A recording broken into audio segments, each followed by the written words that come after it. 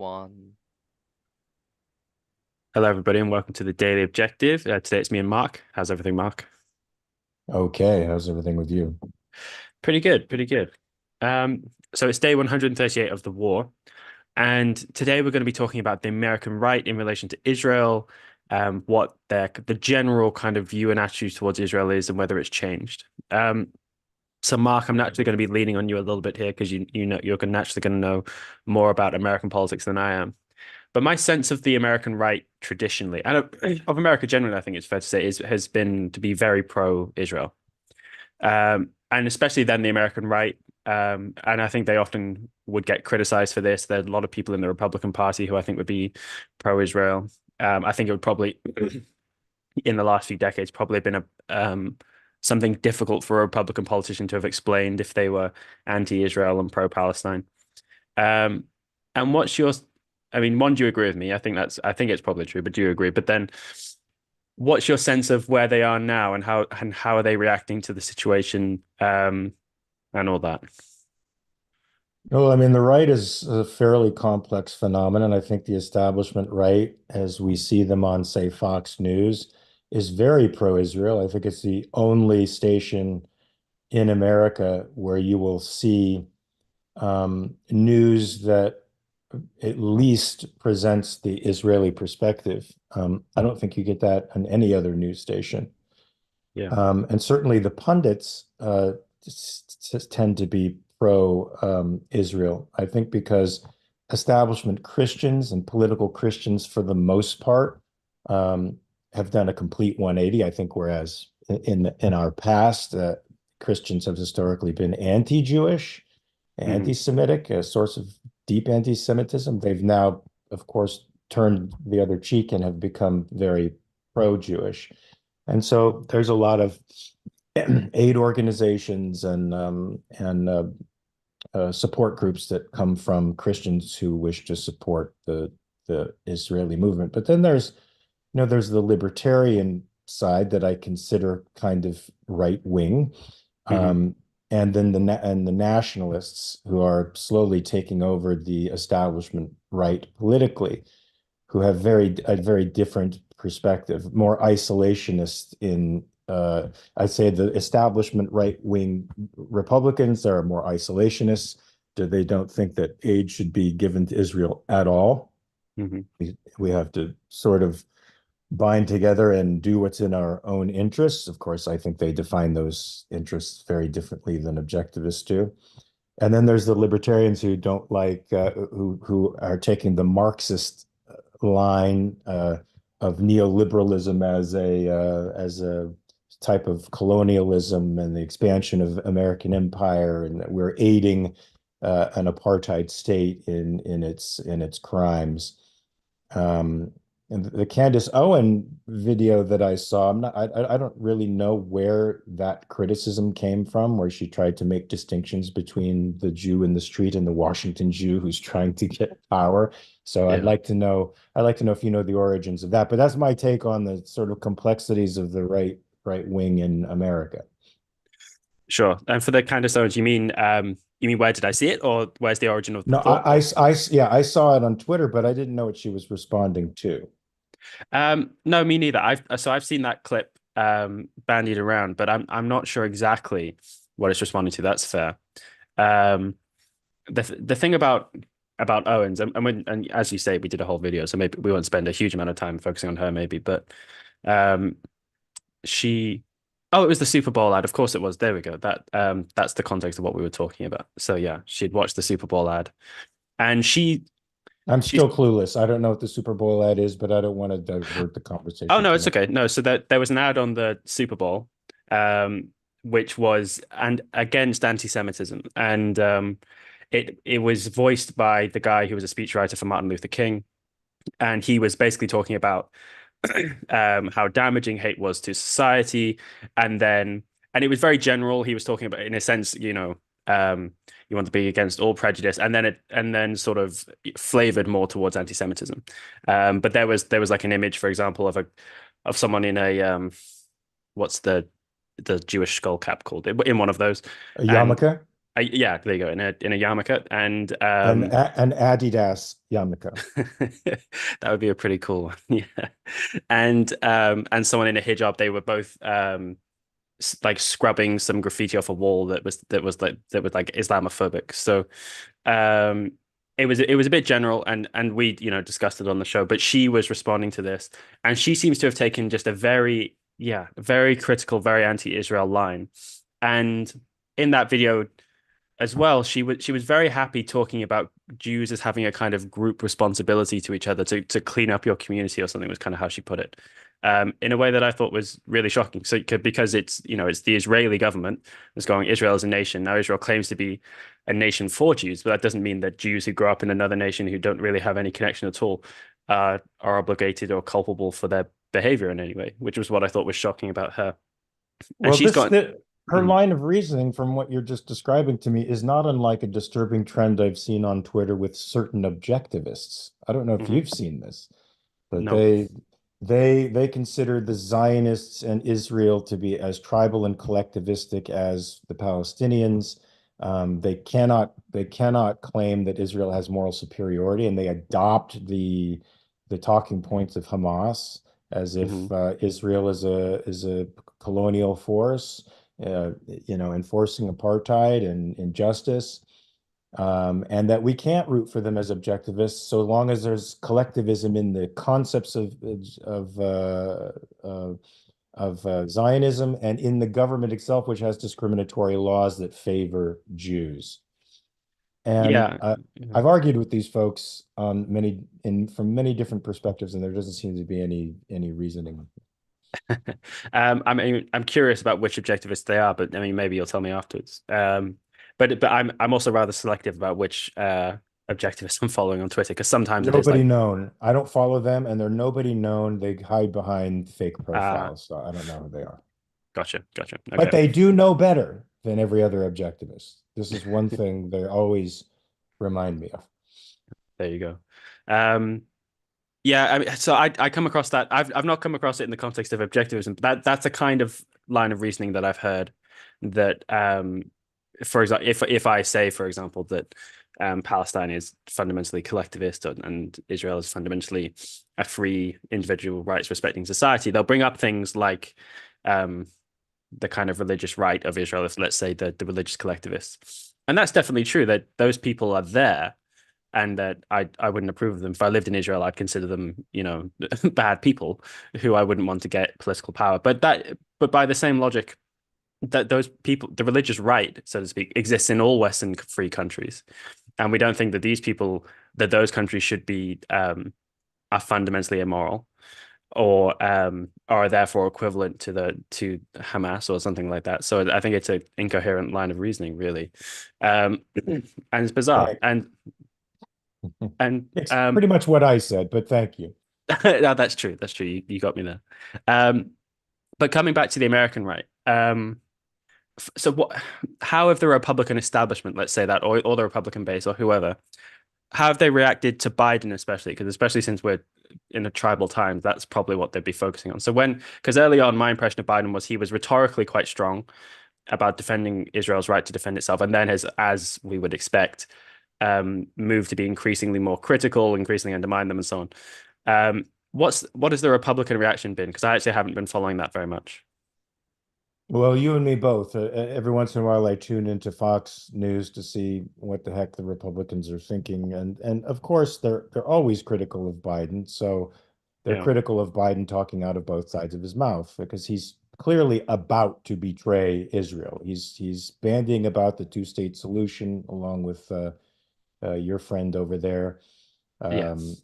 Cameron, and so that's a massive betrayal. But he's still and the right is also has many of the right has issues with sending weapons over there. The genocidal message that Hamas has taken over the social media with is really generating a lot of purchase. Hmm. So it's really hard for a guy like Biden, who even if he supported Israel, he has to go against that line, which is certainly heavily influenced on the left. And the right criticizes them for it, but they're also sort of talking out of both sides of their mouth too. Mm, They're withholding funding, right? They're withholding funding. sure. So that, yeah. So, and I guess that broadly aligns with what I'd expect in the sense so the Republicans who would be very pro-Israel, I think are in some way looking increasingly old-fashioned in lots of ways. They're becoming the more kind of old guard, and the kind of younger Republicans might. I don't know this, so I'm open to being wrong, but my impression is that they would be, whilst they might say things about Israel's right to defend itself, they would probably be more radical in criticizing Israel. Now, I wish I'd actually checked this, but he's only just come to mind. Someone like Josh Hawley. I wouldn't be completely surprised if he were to say something like quite critical about Israel, because he seems to represent to me like that a kind of new strand of not rationalism of radicalism for the Republicans. When I was watching him castigate Mark Zuckerberg the other week, there's a real kind of viciousness about his tone, and in a sense, I guess my impression was he could be adopting any position and acting in this same way. That I might be wrong. He might I be, mean, that's definitely the way they are towards big corporations in the communications industry and tech and artificial intelligence. mhm, They are the Luddites in the room, and they are trying to control these people. So there's almost, a guy like Josh Hawley or Charlie Kirk or probably Candace Owens could sound very much like any politician on the left. Same with Tucker Carlson. Sometimes I feel like I'm opening a chapter of Das Kapital when he's talking. Um, yeah, but with Israel, I think it's a little bit different because of the Christian connection, mhm, and because of the Christian obligation um, to support the Israeli people. It's sort of a biblical injunction, so many of them feel bound by that. mm. That's interesting. And well, I guess Tucker's the next rogue in the gallery to bring up, I guess, because um he's been the most pro Russia and the most unusual in lots of ways. I haven't caught his Israeli commentary actually. I haven't been following it, but I can imagine he would be terrible. I can imagine it would be really bad. Yeah, I don't Um, know that these guys tend to these guys, yeah, he's pro-Russian, and but then there's also this economic isolationism, which is, oh, we're $37 trillion in debt. What are we doing yeah, sending $39 billion to Ukraine? What are we doing sending, $100 billion to Israel? We can't be doing that when we have our own citizens in such serious debt. Of course, we know that is a drop in the bucket. yeah, It's really nothing in comparison to the debt. So it's irrelevant, but they're using that as cover for maybe their support for Putin or their dislike for Israel. Wait, Daniel just says Josh Hawley specifically, while anti-Ukraine seems to be pro-Israel. okay, He's called okay for funding. Yeah, yeah, you fair know. enough. All right, I put my Mhm. hands up to that. But Okay. so then well, let's circle back to Candace Owens just for a second, in the sense that well, I'm not going to focus on too much, but I think she does represent an increasing strand of thought on the right. Um, Now, clearly, I'm not necessarily honing in on the right figures, but her equivalent, I guess, in the UK in terms of that thinking is someone is this internet commentator Paul Joseph Watson. I tend to think of, in the I sense that know. I know Joseph Watson. Yeah. yeah, he's got a very similar kind of stance on these things and is very conspiratorially minded. Originally has his background in InfoWars with Alex Jones. Um, and what's interesting about them, I did make this point on the Candace Owens show, but we can focus in a bit more on it. When I was studying with Nikos at ARU, and I did his critical race theory course, we did a week on the New Left of the '60s, and all those radical types, and we were reading some of the thinkers surrounding it and looking at those kind of ideas, Herbert Marcuse and all those kind of people. And there was a point in the class where we were discussing, and we were saying that there's a lot of people on the right now who end up talking in this kind of way, complaining about the kind of atomization of society, um, talking about being anti-big business. Big business is out to screw you. The man's coming to get you. Being very anti-war generally. And Candace Owens's attitude towards it, not only was she anti-Israel, but she was generally speaking in a very anti-war kind of way. There was this kind of comment she was coming up with about um, and if you voice any criticism of the regime's policy, then shut up because you shouldn't question the man when he's going out to bomb innocent civilians or something. And which seemed very 60s and very kind of Vietnam War era left kind of commentary. And Paul Joseph Watson, I think I've even heard him kind of tangentially praise the New Left, the kind of counterculture of the 60s. And Hmm. there's an interesting way in which they kind of bend back around. And as I said, horseshoe theory is kind of out of style amongst a lot of people I talk to. They don't think it's very. They think there's something a bit cliche about it or passe. But there is a way I'm trying to pinpoint exactly what the root is. Maybe it's collectivism. Maybe it's an anti-reason perspective. I'm not exactly sure, but that allows them to come back around to these kind of perspectives. And I think that is a perspective that we're going to see spreading on the right. And then in terms of trying to bring it back then into the American context. So Candace Owens, I guess we pinpointed as a root of that. So the MAGA crowd then, and Trump and his supporters, how are they on this? So are they, I guess they would represent what you were describing in terms of the economic isolationism, probably, right? They probably want to withdraw. I mean, the economic isolationists, but many of them are Christians and, not college graduates, so they haven't been influenced by the anti-colonialist Hmm. rhetoric that is all throughout academia. So their Christian bent and their lack of exposure to the indoctrination of left-wing neo-Marxism probably leaves them more inclined to support Israel. I mean, certainly his Hmm. administration did things that were Israel forward, more Israel forward than I think any administration previously. So I don't know that he'll have that same motivation this time around. I don't really have my finger on the pulse of the MAGA movement. They sort of gross me out in a lot of ways, so I don't really pay too much attention to them other than as I would, if seeing somebody suspicious across the street who's tailing me, and every once in a while keeping my eye on them to know what they're planning on doing, just a little bit. Other than that, I don't make a study of them. No, fair enough. I mean, my sense of Trump, I think, is same as yours in the sense that if he were to gain office this time round, I mean, you sounded like you were assuming that he is. Do you think he will win the next election?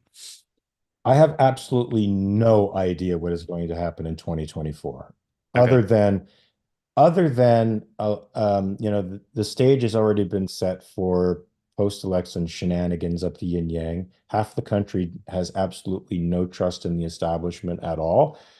Most of the MAGAs, which are, about 30 or 40 million people, don't believe that the election process is fair, thought the last election was the last, or maybe even 2016 was the last fair election that we were going to have. I'm fully anticipating chaos.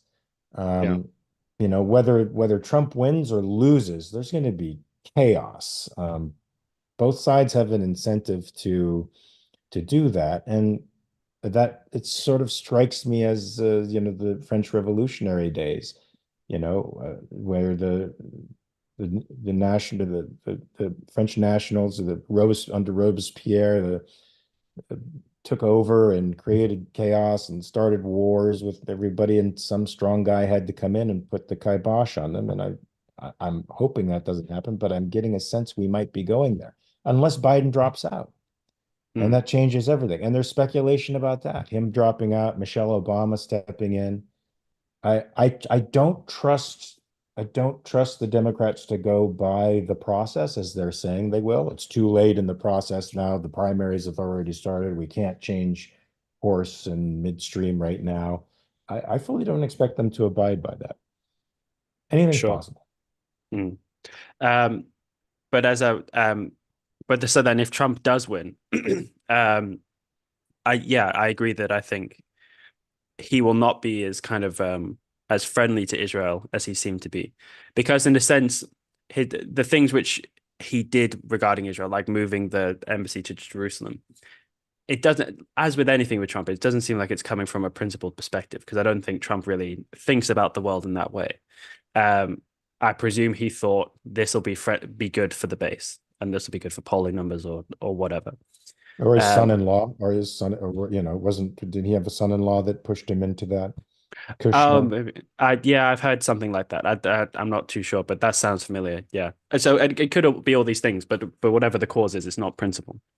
Um, and so then if Trump really gets the sense that his that the right is becoming more sympathetic to either anti-Semitism in some ways, if that's becoming, I doubt that'll become completely mainstream, in the sense that these kind of Christian people you're talking about will suddenly, become Nazis or whatever. But the sense in which the right becomes more sympathetic to it or tolerant of it or soft on it, I suspect he will just either withdraw more from Israel or well, he wouldn't do these same kind of things, and he would probably want to be voice more criticism of them, or he would, yeah, he would get the sense, I Yeah, guess, that.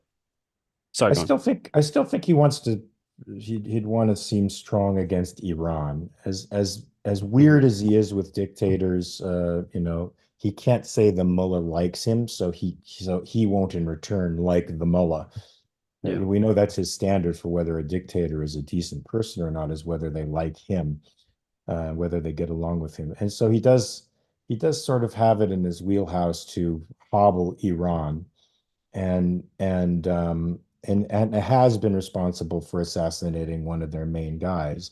So I don't think he'll take an about face on Israel. I think he could be a better ally than Biden, but we'll see. can't shift the impression that he'll be soft. I guess maybe as well with the Charlottesville march and all that kind of stuff. The fact that he wasn't quite condemnatory enough of those people who, when they were chanting "Jews will not replace us." Again, it's not that he's a kind of principled anti-Semite or anything like that, but the fact that if I'm remembering it correctly, he said something like "There's bad people on both sides," or maybe that was another event. No, he Um, did. He did say yeah.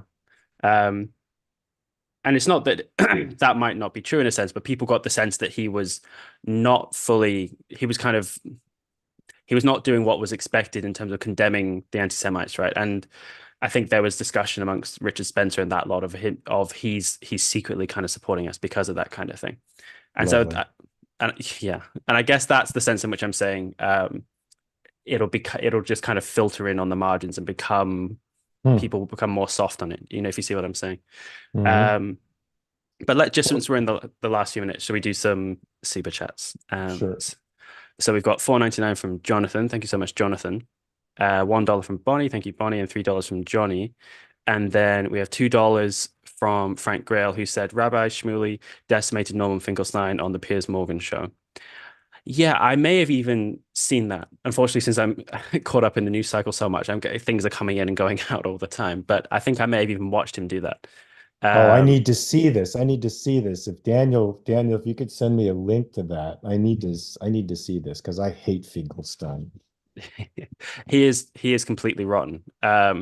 Unfortunately, I'm trying to get more kind of books from the pro-Israeli side, but then also from the anti-Israel side to just kind of deepen my knowledge, I guess. And there's I don't want to buy Finkelstein's books firsthand, but there's an essay collection, uh, which I think it's in this collection. It was one edited by Hitchens and Edward Said called "Blaming the Victims," and I think he's got some essays in there. So I'm going to be reading him fairly shortly. Um, So but yeah. Hitchens was an anti-Semite too?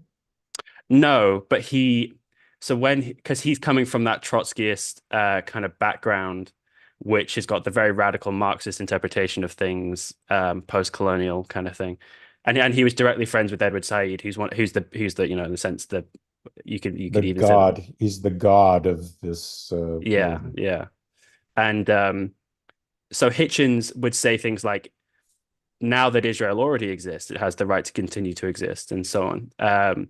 But that he thought Zionism was a stupid, backwards idea or something, and he would condemn West Bank settlers. That would be the typical kind of line he would walk on Hmm. that stuff. And he would be very condemnatory of anti-Semitism. And later in his life, he discovered that he is of Jewish ancestry, and he would speak a bit more about that. So bad stuff and better stuff, as is always with Hitchens. Hmm. Um, but yeah, if you go watch Apollo Zeus £2, what make of watch, Morgan? Oh, that I'm wearing. It's a Tag Heuer. Um, my my dad collects watches, and he gave that to me for my 21st birthday. So there you go. I need to get it serviced actually because it's a bit damaged, but there you go. Um, any final comments, Mark? No, I don't have anything to add.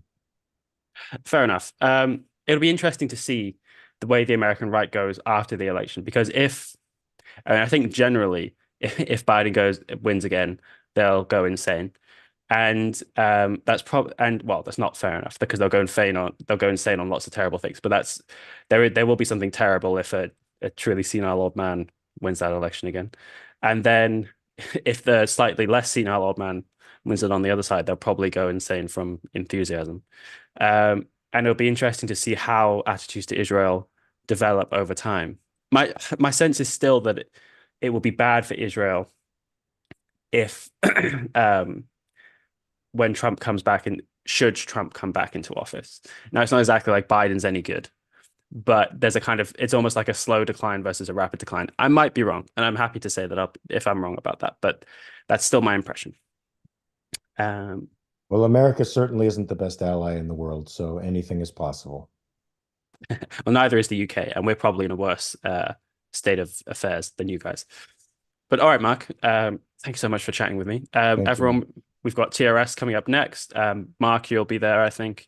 Yeah. Um, and so everyone should go hop over there in just 2 minutes and catch the reality show. But we'll see you all tomorrow on the Daily Objective once again. Peace.